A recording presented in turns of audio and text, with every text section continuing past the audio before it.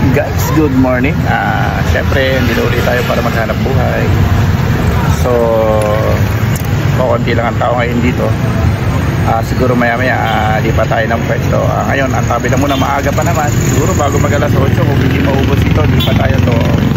Hintay-hintay lang muna tayo. So, yun po guys, pa alas 8 na. Siguro lipat muna tayo ng pwesto. Then siguro kung may matira pa, balik tayo dito kasi mamaya may mga darating pa rin na papunta rito. So lipat muna tayo.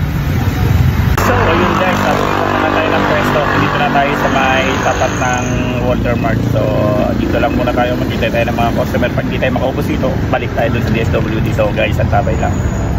So ayun guys, uwi na rin tayo. Medyo mainit na yung panahon talaga. Meron katumala ngayon, medyo matumal ko, konti lang yung tao. So ganun talaga. Pero salamat sa Diyos, kahit pa paano may benta tayo. So larga na muna tayo, uwi na tayo. Let's go.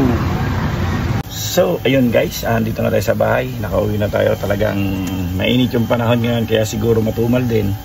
Tapos kukunti rin yung pinupwestohan natin, kukunti lang yung tao. So ang ginawa natin, umuwi na talaga tayo kasi alanganin na rin sa oras. So yun guys, ang share ko lang sa inyo ngayon.